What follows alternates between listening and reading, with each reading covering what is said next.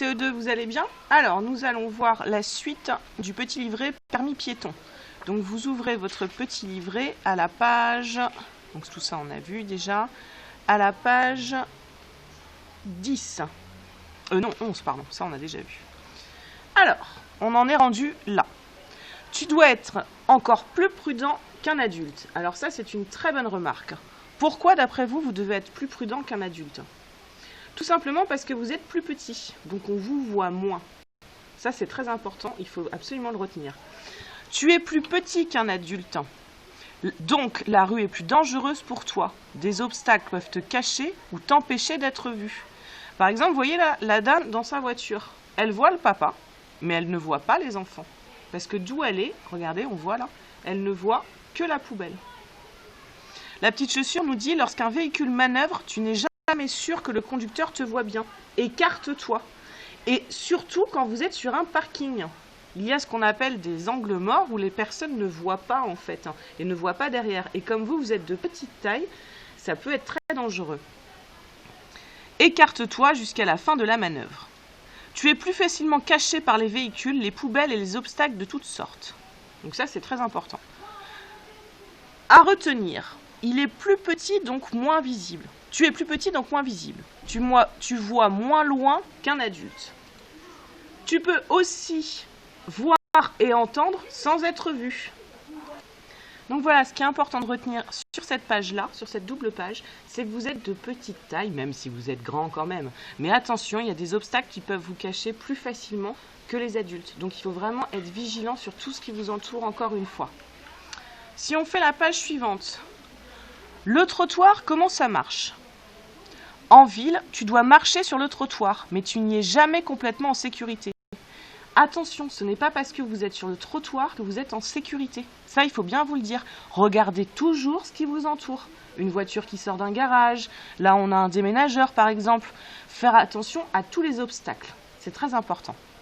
Marche du côté des bâtiments ou au milieu du trottoir. Il vaut mieux longer le bâtiment ou être au milieu du trottoir que sur le bas-côté, que sur vraiment le bord du trottoir. Important à retenir. Sur un trottoir étroit, marche derrière les autres piétons en file indienne.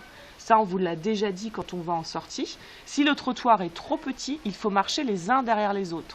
Et pas côte à côte. Parce que le risque, c'est qu'il y en ait un qui tombe et qui tombe du côté de la route. Donc on marche les uns derrière les autres. Si tu rencontres un obstacle, ne descends pas sur la chaussée. Contourne-le du côté des bâtiments.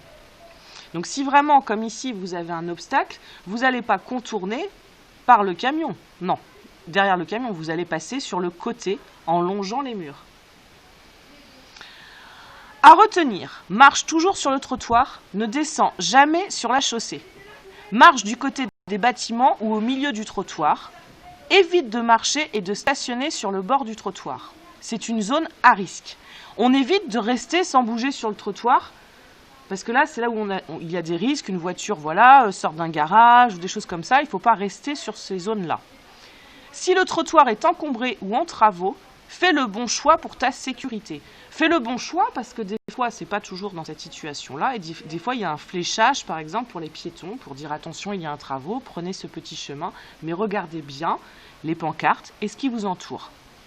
Évite de marcher sur le bord du trottoir, c'est une zone à risque. Ça, on ne vous le dira jamais assez. Alors, vous voyez ici, là, par exemple, il y a une zone piéton. Il y a des travaux et il y a une zone piéton qui est déjà prête.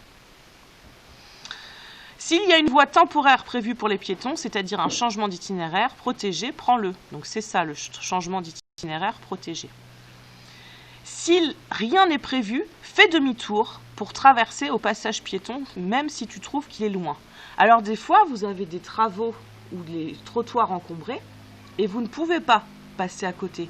Alors, au lieu de prendre le risque de passer de l'autre côté du camion, et là, vous n'êtes pas très visible, donc vous risquez de rencontrer une voiture qui, elle, ne vous a pas vu et peut être surprise, il faut revenir en arrière, même s'il faut faire un petit peu de chemin, et passer par le passage piéton. Et à ce moment-là, revenir par un autre passage piéton plus haut. C'est bon? On va s'arrêter là pour aujourd'hui. On fera la suite plus tard. Alors maintenant, vous relisez 2 fois ces 2 petites pages et vous ferez un quiz plus tard.